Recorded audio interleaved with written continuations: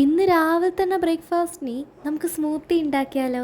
സംഭവം ഈ സ്മൂത്തി ഉണ്ടാക്കി വലിയ പരിചയമില്ലാത്ത ഞാനായതുകൊണ്ട് ഇവിടുത്തെ ചേച്ചിമാരോട് ചോദിച്ചിട്ടാണ് സ്മൂത്തിയുടെ റെസിപ്പിയൊക്കെ എടുത്തത്. ഞാനും ഒരു ചേച്ചി ചോദിച്ച് ഇവിടെ ബാക്കിയുള്ള രണ്ടാൾക്കാരും ഭയങ്കര ഹെൽത്ത് കോൺഷ്യസ് ആണ്. അതുകൊണ്ട് അവർക്ക് ഈ സ്മൂത്തി ഒന്നും ഒരു പുത്തരിയല്ല. കുറച്ചധികം ആകാംക്ഷയോടെയാണ് ഞാനത് തുറന്നതെങ്കിലും നോക്കുമ്പം ഒന്നും ആയിട്ടുണ്ടായിരുന്നില്ല.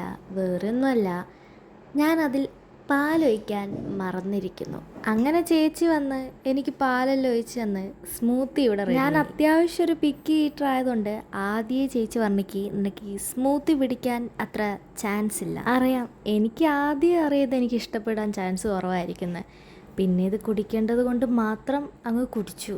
സ്മൂത്തി മാത്രം കഴിച്ചാൽ പോരാലോ. അപ്പം ഞാൻ വിചാരിച്ചു ഒരു മുട്ടയും കൂടി പുഴുങ്ങാൻ വെക്കാം. അങ്ങനെ ഇന്ന് ഒരു ഫുൾ പ്രോട്ടീൻ റിച്ച് ആയിട്ടുള്ള ബ്രേക്ക്ഫാസ്റ്റ് ആയിരുന്നു. അപ്പം ഇന്ന് അത്രയേ ഉള്ളൂ. ബൈ.